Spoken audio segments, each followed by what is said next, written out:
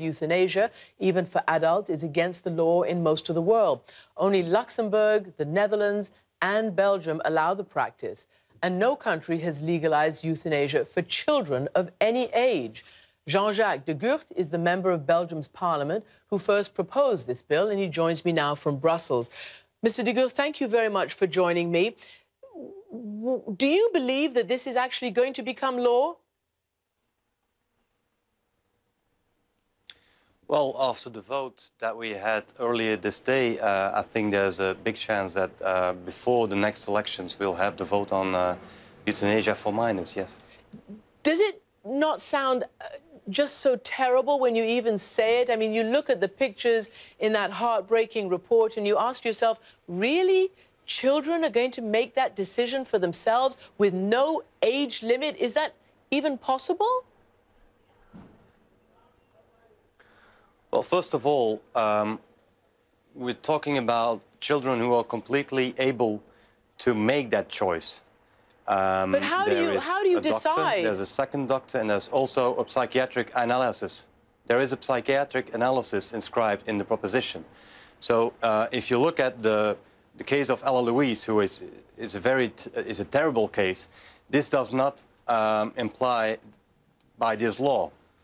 This law is only for minors who are completely able to distinguish the position they're in. Except that there is going to be no age limit, so presumably that also could be fudged. Let me just show you, we have interesting statistics about where and how people think about this. It is very high, the support for legal suicide in Europe, 87% in Germany. Do you think once these barriers start coming down, you'll see much more of it? I think this proposition and the whole debate on euthanasia is very important for the thing that I think it's very important that we give people the right to choose for themselves how they cope with the most difficult part of life, and that's the end of life. And this is not whether I would hope that no child has to make the decision on whether to end his life or not. But I think it's very important that we give the possibility to a minor who is capable of making that choice, that he can or she can make that choice. But do you not worry that this can be abused? I mean, already Belgium is criticized for its liberal laws in this regard, and actually there have been some who've had assisted suicide simply because, let's say, a sex change operation went wrong. This is not a life and death matter.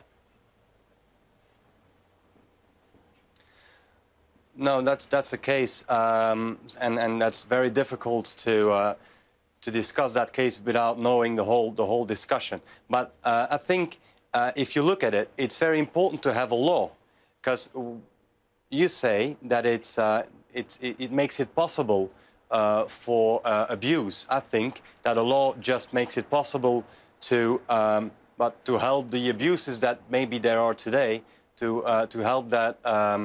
To stop the abuses that we have today, and to have a legal framework there where today we were actually we have a very grey zone about everything that concerns euthanasia on minors. And as you have said, doctors are, some of them, doing this in any event, assisting in this regard against the law right now. So you say you want to legalize it. But what about the mother of the 18-year-old child who was suffering, who clearly said that she didn't want to be euthanized? And the mother said maybe effort could go into actually providing help for parents who have these children who are so ill. What we are suggesting in the proposition is that the doctor, well, the medical team, the parents and the minor who ask for euthanasia go into a dialogue. And I think the dialogue is very important, and also the psychological help that we can provide them if they want to make that choice. Okay. And again, I have to say this is giving the possibility to make a choice.